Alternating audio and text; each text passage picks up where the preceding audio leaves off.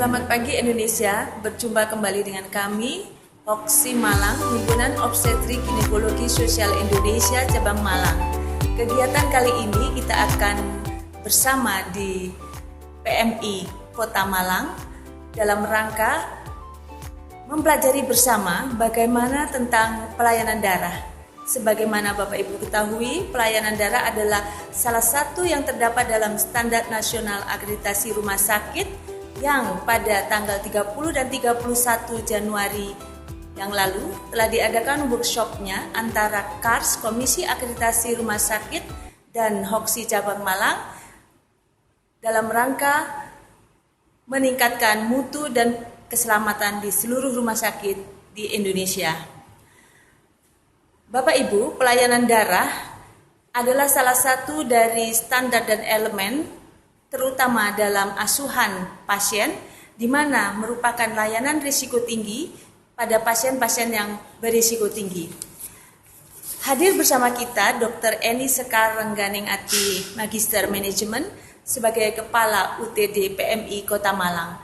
Beliau akan membawa kita mempelajari tentang pelayanan darah.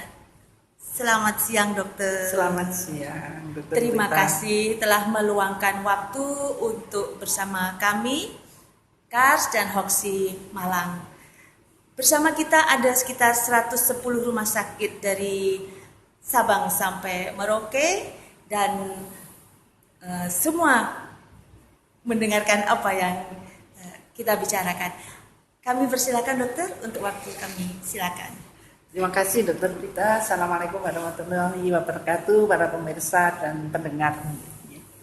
Pada siang hari ini saya ingin menyampaikan sedikit tentang pelayanan darah pada kesempatan ini, karena ini kayaknya pemirsanya se-Indonesia ya dok ya, dengan berbagai macam. Jadi saya tidak memfokuskan ke UTD PMI Kota Malang, tapi nanti saya tambahkan kita belajar secara umum pelayanan darah itu bagaimana. Gitu ya, kita mulai. Pelayanan darah dapat dibagi menjadi dua bagian seperti yang kita ketahui, yaitu penyediaan darah transfusi dan mentransfusikan darahnya. Yang pada pagi ini ingin saya sampaikan kepada teman sejahat semua adalah tentang penyediaan darah transfusinya, karena saya sehari-hari di unit transfusi darah bagian penyediaan, atau kalau internal di PMI kita ini disebut unit donor darah. Walaupun di dalam undang-undang hanya ada di undang-undang PMI nomor 1 aja yang menyebutkan unit donor darah, tapi di undang-undang yang lain masih menyebutkan unit transfusi darah. Dasar hukum dari pelayanan darah ini yang pertama adalah Undang-Undang Kesehatan nomor 36 tahun 2006. Ini benar enggak ya dok? Saya kok agak lupa 2006-nya. 2009 ya, kebalik namanya ini. Jadi di sana ada sebuah pasal yang menyebutkan tentang pelayanan darah yang menjadi tanggung jawab pemerintah. Kemudian yang kedua, Undang-Undang Palang Merah Indonesia nomor 1 tahun 2018, jelas di sana pada pasal 2 B itu dikatakan salah satu tugas dari PMI adalah menyediakan darah transfusi. Dan dasar hukum yang ketiga adalah Peraturan Pemerintah nomor 7 tahun 2011. Itu jelas di sana menyebutkan tata cara pelaksanaan penyediaan darah. Disebut di sana penyediaan darah adalah unit transfusi darah namanya. Jadi sama PP disebut yang menyediakan darah itu namanya unit transfusi darah. Yang diizinkan untuk melaksanakan unit transfusi darah dikatakan di sana yang satu adalah pemerintah, yang kedua pemerintah daerah, dan yang ketiga PMI. Jadi memang caranya PMI di sana selain pemerintah dan pemerintah daerah. Nah, khusus ini saya selipkan di Kota Malang ini memang wali kota sudah mendelegasikan kepada kita melalui SK Wali Kota nomornya saya nggak hafal kebetulan, bahwa untuk di Kota Malang pelayanan darah ini diserahkan kepada PM. Itu untuk dasar hukumnya. Di dalam PP nomor 7 untuk penyedia darah adalah unit transfusi darah, tetapi disebutkan juga untuk di rumah sakit harus ada bank darah. Bank darah apa tugasnya secara sepintas? Bank darah itu merencanakan, kemudian melakukan stok darah yang dibutuhkan, dan melakukan cross-match. Jadi tidak ada satu pasien butuh darah 3 labu, datang ke UTD, ganti butuh 5 labu, datang, kan terlalu butuh waktu dan jarak. Maka untuk mendekatkan pelayanan ini wajib mempunyai bank darah. Memang ini harus dikaji efisiensinya. Kalau rumah sakit yang nggak besar, hanya butuh 3, 5, memang berarti ongkos kayaknya. Itu. Lanjut, sumber bahan baku. Bahan baku di sini sudah jelas adalah darah. Bahan baku darah seperti kita ketahui, bahan baku darah berasal dari pendonor sukarela. Ini di PMI ditekankan pendonor sukarela. Pasti yang disebutkan pendonor sukarela itu adalah pendonor yang datang dengan sukarela, dengan rela hati, datang ke pengambilan darah untuk menyumbangkan darah bagi pasien tanpa imbalan apapun. Niatnya tanpa imbalan apapun ya. Dalam keadaan terpaksa memang kadang-kadang kita mencari donor pengganti. Donor pengganti itu apa sih gitu. Kalau ada penderita butuh darah kebetulan betul-betul kosong, apalagi ini saat ada corona ini pendonor menurun sekali karena tidak perlu kumpul-kumpul di lapangan untuk ngumpulin darah, kami agak kesulitan. Nah ini selain UTD ini berupaya dengan segala cara untuk menyediakan darah, kalau kepepet sekali maka keluarga diminta untuk mencari donor, membantu mencari donor. Tapi ini sangat-sangat tidak dianjurkan oleh unit transfusi darah pusat, oleh PMI. Harus UTD yang nyari. Tapi UTD sendiri kan punya keterbatasan ya. Kadang-kadang itu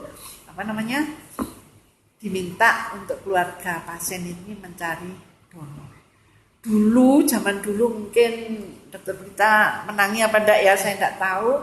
Zaman dulu itu kalau butuh darah dan darah kosong selalu disuruh mencari donor pengganti. Akhirnya apa? Waktu itu saya ingat pasti karena waktu itu kebetulan suami saya itu butuh darah 11 labu karena kecelakaan. Akhirnya karena golongan darahnya waktu itu A, sulit dicari. Sudah cari ke teman kantor ke gini-gini nih. Nah, beberapa orang nyarinya asal ada. Nyun sewu, zaman dulu banyak tukang becak yang dikirim ke sini dengan imbalan uang.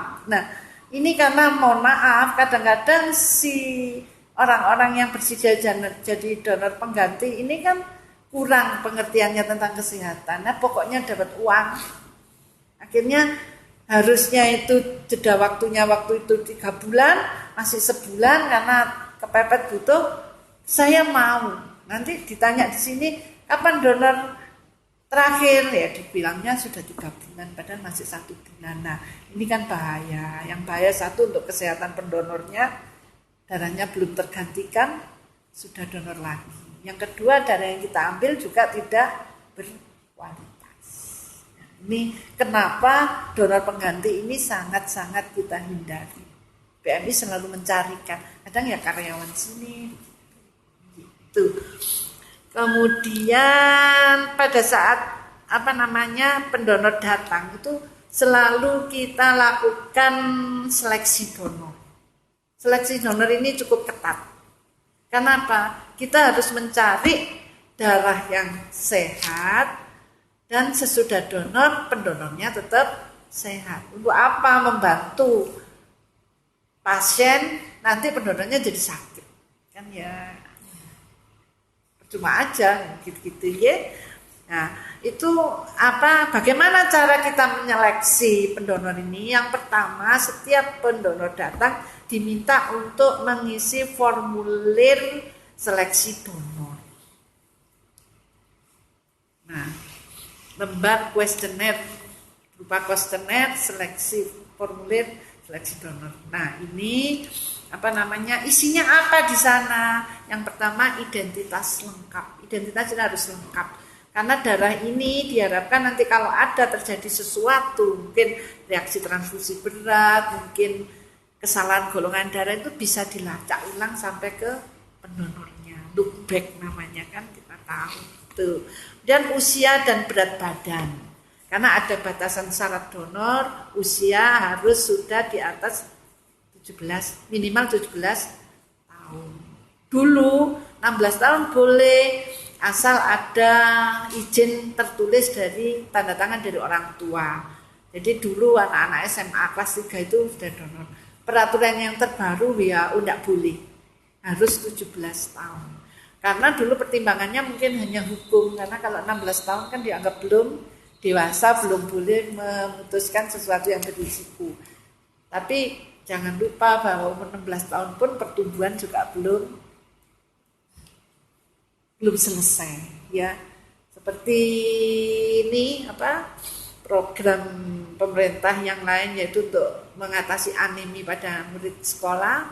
Kan murid sekolah putri kalau habis haid dikasih cat besi, kan ada seperti itu. Nah itu di sekolah aja masih begitu lah. Nanti kalau kita ambil tambah nanti sakit. Itu ya. Berat badan. Kenapa berat badan ditentukan? Memang kan kita tahu volume darah ini sangat berhubungan dengan berat badan. Kalau pengambilan dulu memang pengambilan 45 kg itu boleh. Itu kalau diambil 250 cc. Tapi sekarang jarang pengambilan 250 cc karena kandungan darah yang kita dapat nanti juga tidak terlalu adekuat untuk menambah pasien, sehingga sekarang tetapkan minimal 350, Kota Malang 350 atau 450 tergantung dari nanti berat badannya berapa. Juga Malang ini dipersiapkan nanti untuk menyokong program pemerintah pusat, yaitu mendirikan pabrik fraksionasi plasma. Jadi nanti pemerintah mau mendirikan pabrik pembuatan albumin dan faktor 8 untuk mengurangi ketergantungan terhadap luar. Karena albumin dan faktor 8, faktor pembekuan kan masih impor semua dan mahal. Nah, ini merupakan proyek strategis UTD PMI di seluruh Indonesia yang mampu dan sudah lulus GMP, Good Manufacturing Process, atau yang kita kenal dengan CPOB, itu menjadi pemasok plasma. Seperti di Kota Malang ini kita mempunyai hampir 20.000 kantong plasma yang menjadi sisa, dan itu terbuang. Buangnya kemana? Dibakar. Membakarnya berapa biayanya? Kota Malang habis 200 juta hanya untuk membakar darah-darah yang tidak terpakai. Nah, ini tadi tunjuk pemerintah UTD pusat, plasma ini kita kita perlakukan dengan benar sehingga lulus CPOB dan nanti bisa dijual ke pabrik plasma. Mudah-mudahan kita dapat untung dua. Satu adalah biaya pembakarannya enggak ada, dan plasma ini tentunya akan dihargai oleh pemerintah. Mudah-mudahan. Itu harapan kami. Oleh sebab itu seberat apapun Malang betul-betul berupaya agar lulus CPOB. Karena darah ini sudah dianggap obat, dimasukkan di dalam golongan obat, sehingga harus CPOB seperti pabrik obat. Bisa dibayangkan. Darah yang non-profit disamakan dengan obat. Sangat berat bagi kami, tapi alhamdulillah sudah kita capai. Kemarin di bulan Desember kita sudah lulus CPOB, dan dapat sertifikat dari Badan POM. Nah, Badan POM ini untuk Badan POM-nya Indonesia itu sudah go internasional, diakui internasional. Jadi seandainya nanti plasmanya Kota Malang, plasmanya Indonesia ini dikirim ke luar, itu sudah tidak akan diperiksa lagi, di CPOB lagi oleh negara lain. Karena Badan POM kita sudah diakui internasional. Itu isi dari kuesioner tadi selain usia dan berat badan juga kondisi kesehatan saat dia datang ke sini untuk untuk donor ya. Kemudian riwayat penyakit yang pernah dia derita, apakah punya kelainan jantung, apakah punya penyakit kronis, apakah pernah operasi gitu. Karena ada syarat-syarat untuk donor. Mungkin kalau syarat donor bisa diakses di mana-mana, ada, enggak sudah disebutkan gitu ya. Kemudian yang berikutnya riwayat imunisasi dalam 1 tahun terakhir. Seperti kita ketahui ada beberapa vaksin yang hanya dilemahkan, bukan yang mati, itu kan masih bisa terbawa di darah kita. Seperti meningitis itu kalau belum setahun nggak boleh donor ya, karena dikhawatirkan masih ada vaksin meningitis di dalam darah pendonor tadi. Itu kemudian anamnesa tentang perilaku faktor berisiko infeksi menular lewat darah. Infeksi menular lewat transfusi darah. Biasanya terkenalnya IMLTD, infeksi menular lewat darah. Itu WHO mewajibkan kita untuk melakukan screening terhadap 4 penyakit, yaitu hepatitis B, hepatitis C, sipilis, dan HIV/AIDS. Wajib ini harus. Ya. Jadi karena keempat-empatnya ini bersinggungan dengan perilaku dan dengan risiko pelayanan kesehatan, jadi jangan hanya perilaku, risiko pelayanan kesehatan juga. Siapa tahu ada di suatu saat yang nyuntik tidak pakai jarum. Siapa tahu masih ada orang yang pakai cukuran jenggot bergantian. Nah, itu kan rawan menularkan 4 penyakit ini. Karena 4 penyakit ini menular lewat darah. Jadi kita tempat anamnesa ini betul-betul harus privacy. Karena pertanyaan di sana itu kalau bagi orang awam risih seperti begini pertanyaan. Apakah Bapak pernah berhubungan seks dengan PSK? Seperti itu. Kenapa? Karena mereka berisiko tinggi. Apakah Anda pernah berhubungan dengan gay? Itu kalau kedengaran orang kan ya. Nah, yang nanya aja kan ya serba repot. Gitu. Apakah Anda pernah menggunakan jarum suntik bergantian? Apakah Anda pernah berhubungan seks dengan pengguna narkoba? Karena mereka ini adalah kelompok-kelompok berisiko ya.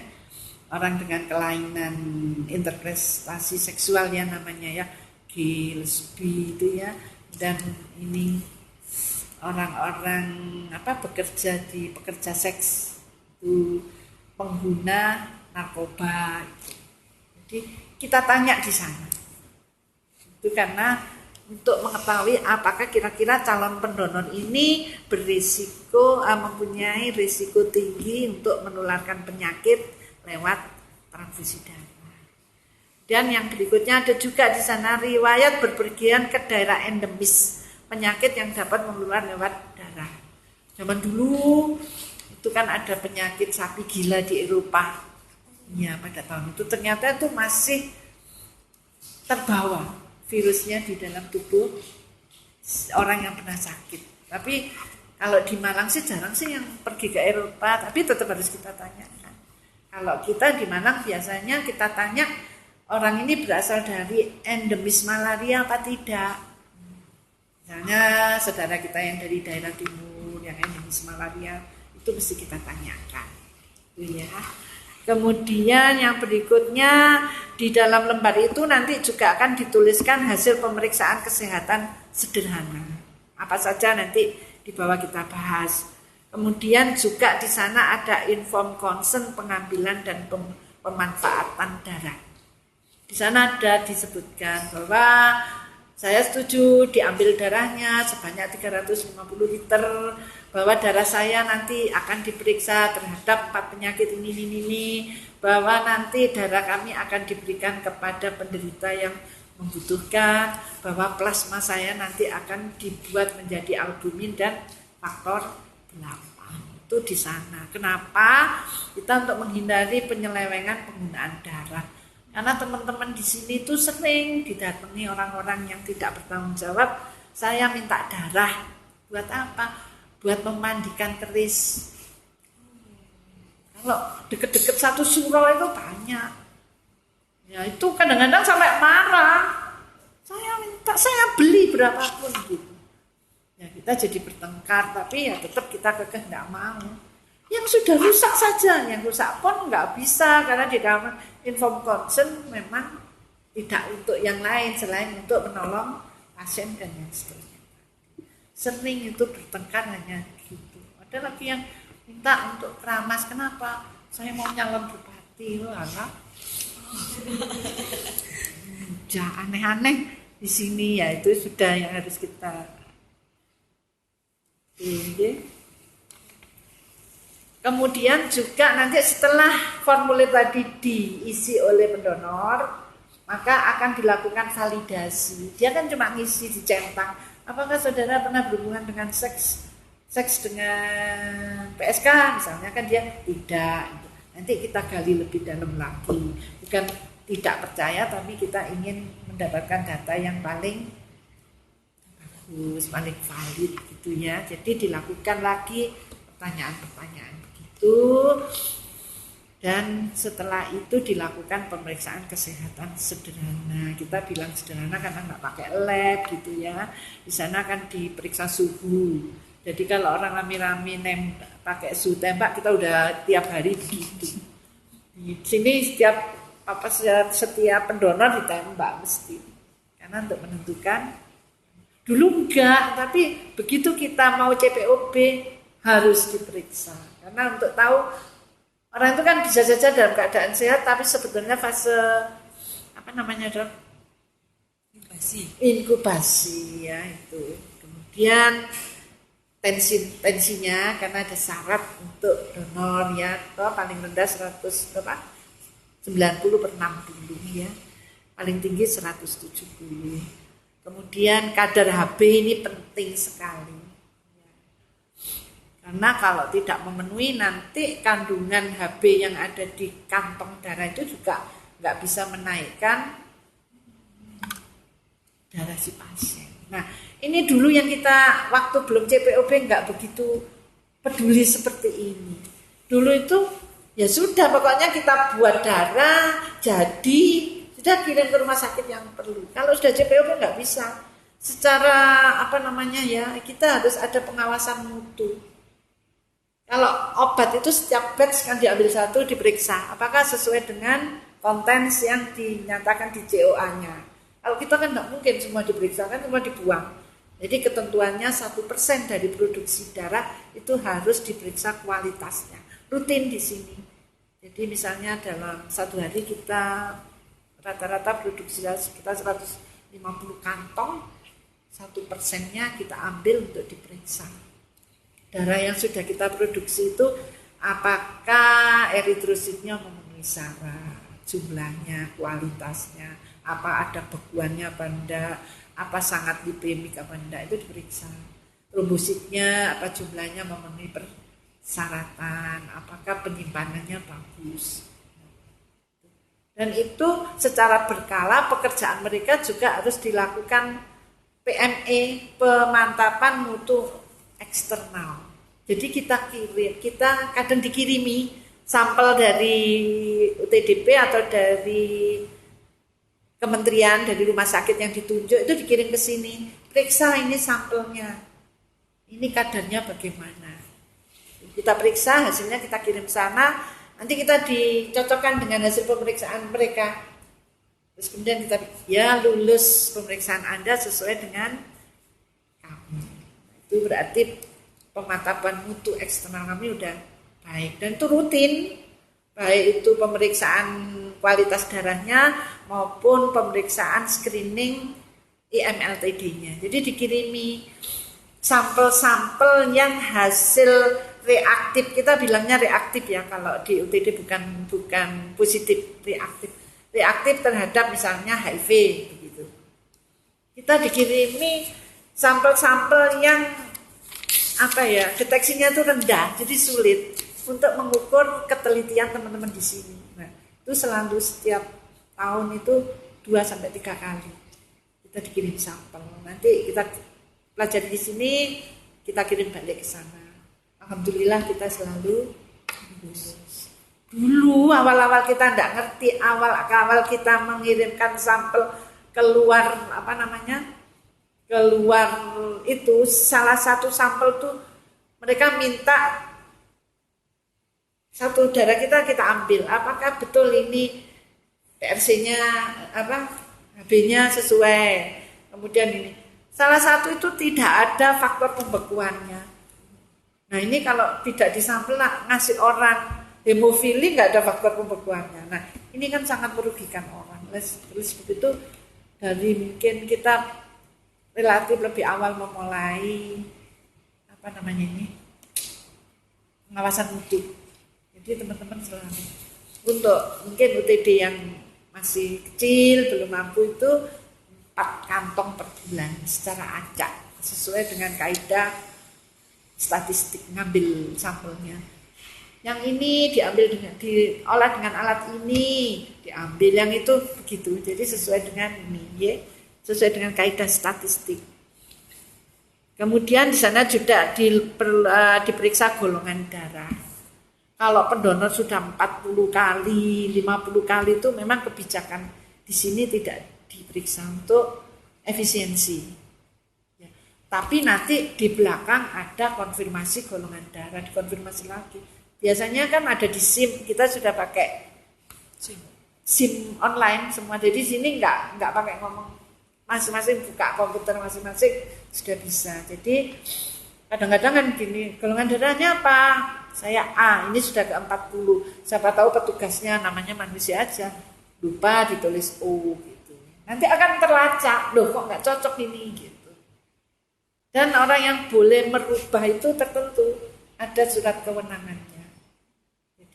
Jadi di sini golongan darah diperiksa itu hampir 3 kali ya di depan. Pertama kali datang untuk pendonor baru dan pendonor yang di bawah 5 kali. Itu masih harus diperiksa golongan darahnya. Kalau sudah di atas 5 kali sudah kita lihat di sejarahnya, kan sudah ada riwayatnya. Di komputer kami setiap pendonor punya riwayat gini. Kapan donor, sudah keberapa itu ada di sini. Cuma masukkan nama dan nomor kodenya udah bisa kita lihat. Tuh golongan darah dan pemeriksaan fisik sederhana. Ya. Kemudian setelah itu tadi sumber bahan bakunya kita dapatkan calon pendonornya, lah ini pengelolaannya. Diapakan toh pendonor ini dan darah yang kita dapatkan. Yang pertama pengambilan darah. Pengambilan darah dilakukan pada pendonor yang telah lulus seleksi tadi di depan. Jumlah pengambilan darah ada yang 350 cc dan ada yang 450 cc ya. Pengambilan darah dilakukan dengan cara dan peralatan yang steril. Sekali pakai dan betul-betul peralatan itu kalau kita ikut CPOB harus konsisten, satu petugas dan petugas harus sama. Kalau ditentukan alkohol, betadin alkohol ya harus begitu. Kalau ditentukan betadin alkohol ya harus begitu. Nah, untuk pemeriksa JMP ini ditungguin 3 orang petugas lagi kerja gitu. Kalau tidak sama, ya sudah dia catat. Nanti pada saat evaluasi, saya menemukan cara desinfeksi lengannya tidak sama. Dia nungguin di sana. Saya melihat bahwa calon pendonor Anda nggak cuci lengan loh, sampai segitu. Jadi harus cuci lengan dulu untuk menghilangkan kotoran yang mungkin dia baru dari pasar mampir ke OTD mau donor atau habis makan di luar kan mesti kotor. Untuk pengurangan kotoran tuh harus cuci lengan. Nanti bisa dilihat di sini. Setelah cuci lengan nanti masuk ke pengambilan, baru dilakukan desinfeksi dengan alkohol dan betadine sebanyak 3 kali. Jarum yang digunakan juga sekali pakai. Dan alat-alat semua yang dipakai selalu harus dilakukan sterilisasi. Pengambilan darah ini ada ketentuannya juga. Tidak boleh lebih dari 15 menit. Dulu 12 menit. Sekarang rupanya ada ketentuan baru 15 menit. Begitu lebih dan tidak bisa dipakai untuk membuat trombosit. Kalau untuk darah yang lain trombosit. Jadi syarat trombosit itu tidak boleh lebih dari 15 menit. Ya, kalau sudah ahli teman-teman ini cepat sekali, tidak sampai 10 menit sudah selesai. Waktu pengambilan Tio sudah ya. Kemudian setelah pengambilan darahnya diapain? Darah tadi untuk sementara akan disimpan di tampungan yang namanya cool box. Nah ini suhunya betul-betul dipantau, karena salah nanti rusak semua. Untuk darah double itu adalah darah yang mau dibuat PRC dan plasmanya dibuang. Itu harus disimpan 2-6 derajat. Itu di dalam cool box-nya itu ada data loggernya, jadi nggak bisa bohong. Kalau misalnya kita melakukan mobil unit pengambilan darah di mana, misalnya di suatu restoran atau di perusahaan apa gitu, itu akan terpantau dari jam ke jam. Jadi pada waktu datang kita pasang data logger dan cool pack sampai mencapai suhu 2-8 derajat. Habis itu ditutup, dimasuki darah satu-satu, terus dipantau. Kalau darahnya udah hampir naik ke 6, maka harus ditambahkan cool pack atau ya sudah, darahnya harus segera dibatasi, ditutup seperti itu. Kenapa? Ini sangat berhubungan dengan kualitas produksi darah nanti. Ya. Kalau untuk triple yang mau dibuat trombosit itu penyimpanannya di suhu kamar.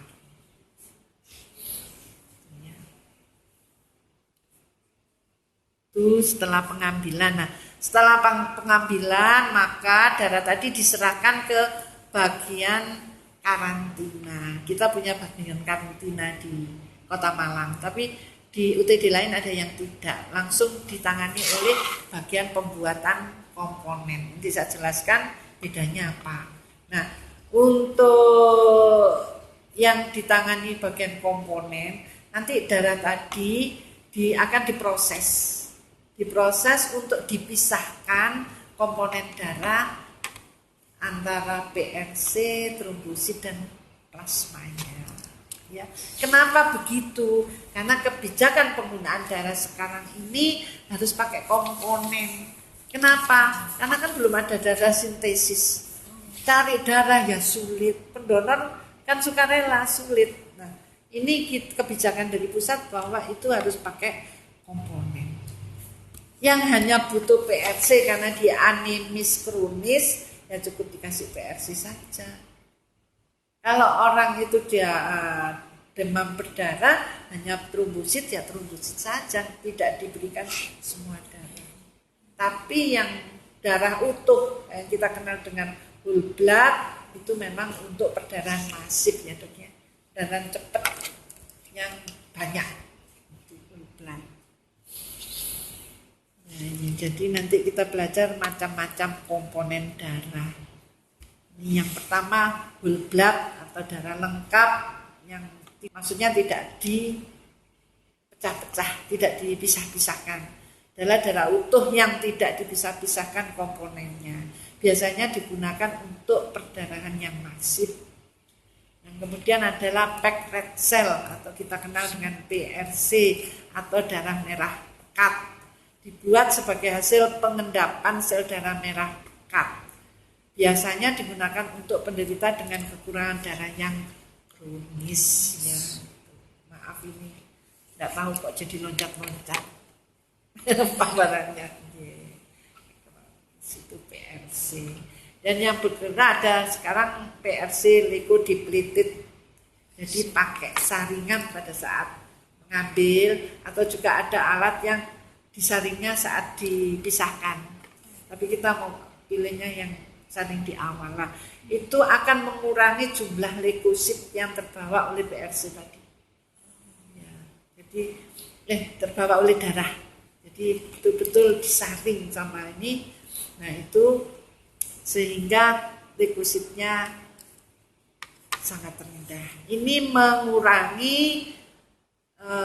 reaksi transfusi yang ringan, reaksi alergi, misalnya menggigil, gatal, demam. Itu sebetulnya karena reaksi alergi oleh leukosit, bukan reaksi transfusi. Ya, itu termasuk reaksi transfusi, tapi bukan reaksi yang darah pecah itu. Nanti kalau ingat. Jadi itu. Karena selama ini masih ada kesalahan interpretasi kalau demam, menggigil, gatal itu reaksi transfusi. Iya sih memang benar, tapi bukan yang karena ketidakcocokan golongan darah. Ya, itu harus dibedakan. Kemudian yang ada lagi adalah wash erythrocyte. Ini eritrositnya dicuci, PRC-nya dicuci pakai cairan isotonik. Biasanya kita pakai ngelak gitu ya, LL atau itu dicuci lagi. Itu untuk menghilangkan untuk menghilangkan leukosit yang masih tersisa di plasmanya PRC tadi, dan menghilangkan IgA yang biasanya nempel di permukaan eritrosit ya. Ini untuk orang yang alergi protein plasma, kan masih ada tersisa, makanya dicuci. Dan yang berikut komponen ada trombosit konsentrat atau kita kenal dengan TC, atau kita kenal juga dengan suspensi trombosit ya, merupakan komponen darah yang berfungsi untuk pembekuan. Kita tahu kan darah didapat dengan memisahkan trombosit dari plasma. Jadi darah tadi, kalau whole blood tadi yang kita dapat itu diputar, maka darah merahnya akan mengendap. Yang di atasnya ada namanya bavikut. Itu kumpulan dari leukosit, trombosit, begitu. Faktor pembekuan ada di bavikut itu. Nah, nanti itu dipisahkan dengan yang namanya plasma ekstraktor. Ada yang elektrik, ada yang manual. Terus gitu sehingga plasma dan bavikutnya tadi terpisah, tinggal PRC-nya. Ini jadi PRC udah jadi. Ya. Yang ini namanya rich plasma. Jadi plasmanya kaya akan trombosit itu tadi. Nah, ini diputar lagi dengan suhu tertentu, suhu dingin biasanya. Maka akan terpisah, nanti ada terpisah antara plasma dan trombosit. Jadi trombosit, plasmanya kebutuhan rumah sakit nggak banyak, kita nyetoknya nggak banyak. Sisanya 1 tahun kalau di Kota Malang 20.000 kantong itu yang harus kami buang. Membuang itu ya berat juga karena termasuk bahan infeksius, termasuk B3, makanya mahal, harus dibakar. Ya, itu trombosit. Kita melayani 2 macam trombosit. Trombosit yang konvensional yang didapat dari itu tadi, dan trombosit yang memakai aperesis, mesin aperesis. Jadi di situ pendonor hanya diambil trombositnya aja. Yang sel darah merah, plasmanya dan sebagainya dikembaliin lagi ke tubuh pendonor. Jadi cuma diambil. Ini memang lebih mahal karena kantongnya lebih mahal. Dan ini dapatnya juga antara 5 sampai 6 kali trombosit yang konvensional. Jadi sebetulnya ini lebih efisien untuk orang-orang yang membutuhkan trombosit dalam jumlah banyak. Kan tidak berasal dari macam-macam donor, sehingga mengurangi risiko reaksi transfusi. Kalau dari 5 orang kan 5 orang ini mungkin aja punya antigen yang berbeda-beda. Nah, ini kan memberikan reaksi alergi yang 5 macam. Tapi kalau berasal dari satu orang dapat 5 kantong, kan cuma 1 doang. Keuntungannya sayangnya masih mahal. Ya sebetulnya kalau dihitung, kalau memang butuh 5, nggak mahal-mahal banget sih, sama jatuhnya. Tapi kan jarang orang butuh 5. Ini 2, 3, nah yang 2 siapa yang pakai nanti per bulan ya, itu namanya trombosit konsentrat aperisis ya, itu mesinnya khusus. Ini juga proses pengambilannya juga berbeda, karena kalau darah yang konvensional pemeriksaan INLTD-nya belakangan, kalau ini di depan. Kenapa? Kalau sudah kadung diambil ternyata dia tidak memenuhi syarat, risikonya rendah, atau dia ternyata reaktif terhadap penyakit, buangnya kan lebih mahal. Itu aja sih pertimbangannya. Dan fresh frozen plasma segar beku ya, yang telah dipisahkan dari eritrosit dan trombositnya dan dibekukan. Kalau ini nanti mau difraksionasi menjadi albumin dan faktor pembekuan, maka harus pakai alat khusus, tidak bisa pakai dry ice atau pakai blood bank yang minus 35, harus pakai kontak shock freezer. Kontak shock freezer. Jadi apa? Jebret gitu cepat, harus segera beku. Nah nanti plasma ini harus disimpan di suhu minus 35 derajat. Sayangnya darah ini alatnya mahal-mahal. Kontak shock itu hampir 1 mil ya, 800 sekian. RC-nya ya sekitar segitu. Yang berikut cryoprecipitate. Ini biasanya mengandung faktor pembekuan antihemofili faktor 8. Nah ini untuk saudara-saudara kita yang dikaruniai kelainan hemofili. Itu adalah komponen-komponen yang diproduksi oleh unit transfusi darah. Memang belum semua OTD kecil-kecil mampu memproduksi semua ini. Kadang ada yang belum mampu membuat trombosit. Ya karena tadi RC-nya itu sentrifusnya aja harganya sekitar 600 juta. Ininya kalau yang manual sekitar 10 juta ya. Kalau yang elektrik yang sudah nggak kira-kira plasmanya itu hampir 450 juta. Mahal semua itu, yang berat bagi karena investasinya yang agak cukup tinggi. Itu macam-macam komponen darah. Kemudian pengujian ya.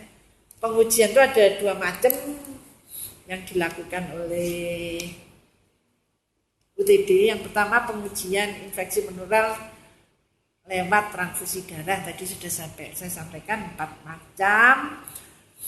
Ini ada beberapa metode. Metode paling sederhana adalah rapid test. Untuk 4 penyakit rapid test sudah tidak direkomendasikan karena sensitivitasnya masih sangat kurang. Dan yang kedua cara ELISA, metode ELISA. Ini adalah yang direkomendasikan oleh WHO, minimal memakai ELISA. Rapid sebaiknya ditinggalkan. Kemudian ada melalui ELISA, melalui satu lagi blocking. Nanti saya sampaikan.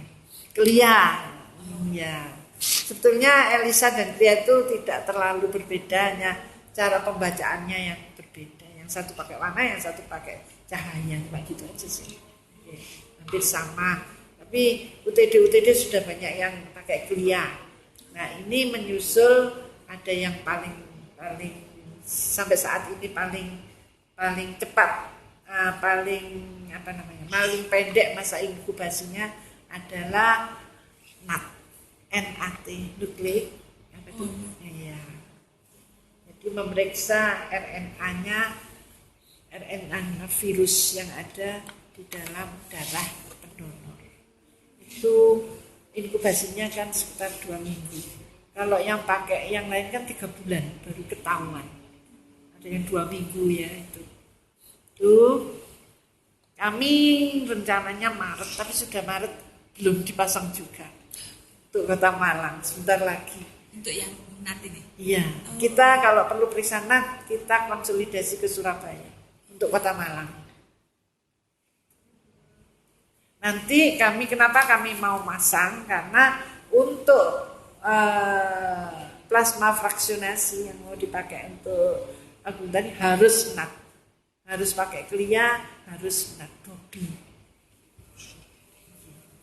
Itu yang pengujian yang kedua adalah konfirmasi golongan darah dan screening antibodi. Konfirmasi golongan darah ini saya sampaikan di depan sudah atau di dalam SIM menurut saya sudah ada, tapi harus dikonfirmasi lagi. Takut ada kesalahan. Kalau perubahan golongan darah kan tidak ada. Yang takut adalah kesalahan. Dan nanti kalau terjadi salah, itu harus ada otorisasi, harus melapor ke saya, ke kepala.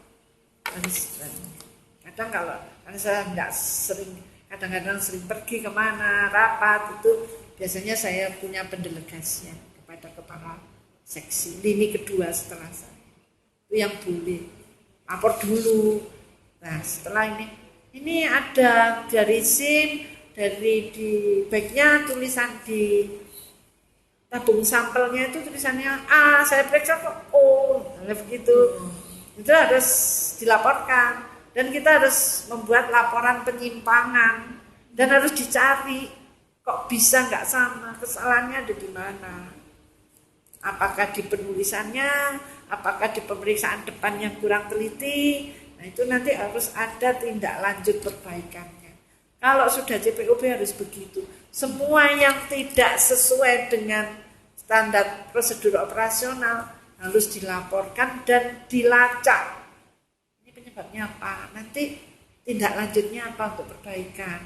Kalau sudah diperbaiki, apakah perbaikannya efektif? Jadi memang benar kalau tim CPOB itu nggak bisa kerja yang lain ya. Ngawasi pekerjaan itu aja. Itu konfirmasi golongan darah dan screening antibodi. Screening antibodi ini untuk melihat apakah darah si pendonor ini mempunyai antibodi yang irreguler.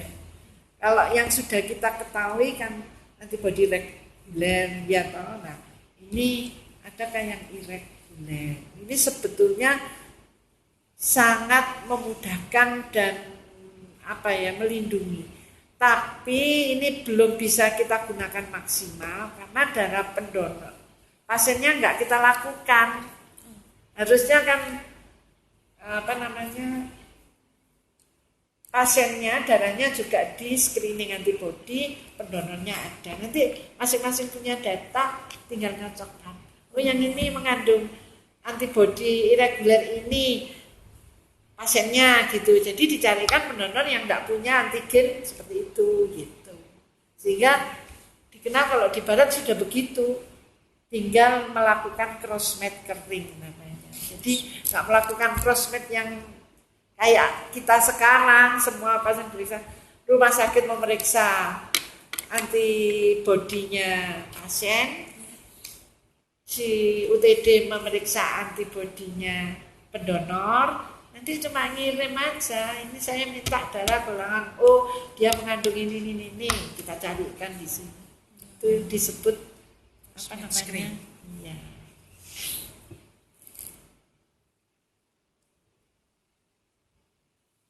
Sudah juga.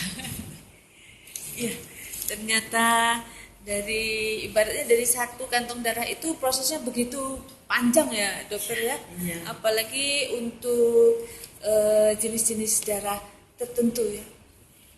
Oleh karena itu memang terkadang memang banyak rumah sakit yang sulit mencapai standar bahwa harus mendapatkan darah itu dalam jangka waktu 1 jam.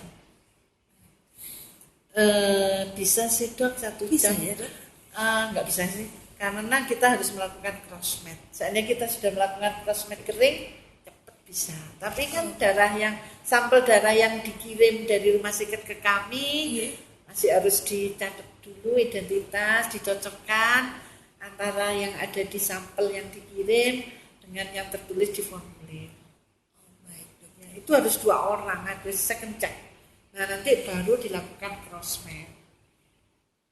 2 orang itu apanya, dokter? Yang satu ngerjakan, yang satu ngecek. Oh, iya. Jadi di kami ada 2 orang selalu, nggak boleh satu itu untuk crossmatch. Sama seperti IMLTD juga nggak boleh satu. Jadi yang satu ngerjain, yang satu ngecek. Sudah benar neteskannya, sudah benar begitu. Dan itu ada checklistnya semua. Dulu saya nggak mengerti BPOM itu kenapa sih tanda logonya itu kan cawang. Coba diperhatikan. Ternyata mereka minta semua pekerjaan itu di checklist, didokumentasikan, dicatat dan didokumentasikan. Jadi misalnya begini, yang gampang aja desinfeksi gitu. Jadi udah dilakukan desinfeksi. Mana buktinya? Iya. Ini ada checklist desinfeksi sudah. Ini kantong darahnya tadi udah diperiksa, bocor apa enggak, kependekan apa enggak, jalurnya terbuka apa enggak. Sudah. Mana? Jadi ya hampir 50% pekerjaan mencapai. Memang moto mereka itu lakukanlah yang tertulis, tulislah yang kamu kerjakan. Ya begitu. Lalu pertanyaan selanjutnya, dokter, di rumah sakit itu memang sesuai dengan standar adalah untuk semua kegiatan layanan pemberian darah dan produk darah itu harus dalam satu rantai yang tertutup. Dalam artian tidak boleh lagi keluarga pasien yang mengambil, tetapi ini dok, untuk darah yang diambil itu kan dengan menggunakan cool box. Untuk memasukkannya itu beberapa rumah sakit terkadang masih menggunakan alat untuk menghangatkan, tetapi yang satu dengan mendiamkannya saja. Itu sebenarnya bagaimana, dok? Ya sebenarnya nggak boleh sih ya. Iya. Ya karena secara teknis kan harus betul-betul diperhatikan hal-hal begitu. Ya sekarang di sini aja sudah harus pakai gulpok. Dulu pakai kresek dulu, ya kan? Nanti terus menghangatkan, dulu zaman saya sekolah kan ditaruh di situ. Ya. Padahal kantong darah itu kan ada puri-purinya, kan bisa masuk lewat situ gitu. Jadi ya harus pada saat datang dari UTD kita pesan segera diserahkan ke petugas ya, jangan mampir cari makan siang, selalu kita pesan. Setelah di sana harusnya sebelum dipakai disimpan di blood bank suhu 2 sampai 6 derajat. Nah nanti harus mau dipakai harus dihangatkan sesuai dengan suhu tubuh, sudah tidak boleh dibiarkan di meja. Di ini memang masih beberapa penyakit rumah sakit kecil masih melakukan itu. Kami selalu mengundang mereka untuk itu, tapi semua itu kadang-kadang terkendala biaya. Tapi sekarang kita paksa. Kalau sampel tidak ditabung, lama-lama kita tolak. Dulu kan dispet gitu aja, tidak boleh sekarang begitu. Kemudian tidak bawa cool box. Pernah kami mau memaksa, kita sediakan harus beli. Tapi kalau pasien BPJS mana punya uang, kasihan. Nah, tapi kita uang ngasih kalau 1-2 iya. Nah kalau banyak, kalau 1-2 gitu kita kasih, kita punya. Tapi kalau mahal itu 15.000 satu. Kemudian dokter, kalau di rumah sakit ada pasien yang ternyata ada reaksi transfusi dengan berbagai jenisnya, itu judul bercanda tetap reaksi transfusi ya, di checklist itu. Apakah darah sisa tersebut harus dikembalikan ke PMI atau bagaimana dok? Kalau dokter yakin bahwa itu adalah reaksi transfusi yang ringan, yang hanya gatal, demam yang bisa diatasi oleh dokter, bukan karena inkompatibel, membuat dilanjutkan transfusinya. Tapi kalau itu berat, segera diberhentikan darahnya dikembalikan ke sini untuk kita cek. Kita cek ulang. Jadi ya itu yang namanya look back tadi. Walaupun ibaratnya sudah dianggap cukup, tidak harus ditambah lagi sesampai di PMI. Tetap kita mau tahu apa sebabnya. Untuk ngecek pekerjaan kita juga, apakah kesalahan ini ada di kami, apa kesalahan di bank darah, apa di kesalahan pemakaiannya. Itu tampak ya bagian dari pemeriksaan itu akan tampak ya. Tampak. Kalau di sini yang bisa kita lihat hanya crossmed ya. Kalau rumah sakit yang punya bank darah, crossmed kan dilakukan di bank darah sana. Makanya tetap darah itu kita minta, nanti darah tadi kita crossmed lagi ulang di sini. Kalau di sini incompatible, di sana incompatible, mungkin ada apa di sana. Nah, kita saling memperbaiki diri. Nanti kita tahu di tempatku kompatibel loh, incompatible loh. Kenapa di bank darah kok kompatibel? Ada apa? Mungkin reagennya tidak dikelola dengan baik. Misalnya suhunya tidak memenuhi syarat, reagennya kan bisa memberikan false negatif, false positif. Kan reagen antisera itu kan harus disimpan pada suhu tertentu 2-6 juga di dalam blood bank atau apalah alat pendingin yang bisa 2-6 derajat itu. Dan kalau untuk pakai terus menerus kan harus ditaruh di cool box juga. Yang ini harus ada data loggernya dan itu harus dipantau setiap 2 jam kalau di sini.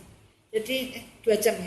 Jadi setiap mau mulai 7:30 dia lihat, oh iya suhunya 2-6 masuk gitu. Nanti 2 jam lagi dan itu harus ada tadi yang saya ceritakan catatannya, validasi cool box. 2 jam ya. Selama ini yang sering kami lihat itu adalah persif. Jadi 8 jam. Jadi rupanya lebih baik. Di perjalanan ini kan nggak tahu ada naik turunnya. Pas pemerintah ada banyak sering terbuka dong. Nah ini kan suhunya bisa-bisa naik kan gitu. Makanya tiap 2 jam pakai data logger. Mereka nanti nulis di situ. Bisa saja kan mereka bohong, tapi kan bisa kita buka lagi itu data loggernya. Kita cara ngeceknya begitu. Sekarang ini kita lakukan supervisi. Mudah-mudahan dari keterangan Dr. Eni Sekarenganing ATMM kita dapat memperbaiki layanan terhadap masyarakat dalam hal pelayanan darah dan produk darah sehingga mutu dan keselamatan pasien menjadi lebih terjaga. Mungkin ada sepatah 2 kata untuk rumah sakit, dokter? Untuk rumah sakit sebaiknya punya bank darah. Itu yang pertama. Yang pertama untuk mendekatkan pelayanan kepada pasien tentunya ya. Jangan sampai karena nunggu antri di sini tidak tertolong kan kasihan. Yang kedua, mohon bank darah mempelajari lebih jauh tentang tata cara pengelolaan darah bank darah. Ada petunjuknya di Permenkes nomor 91. Bisa dibaca di situ. Ini darahnya bagaimana dan sebagainya. Cara cara memperkirakan kebutuhan darah itu juga harus dipelajari. Karena darah kalau sudah keluar dari UTD itu aturannya nggak boleh dikembaliin. Karena kita tidak yakin pengelolaannya benar nggak, tahu-tahu udah rusak. Jadi memang kita harus sama-sama belajar lebih banyak.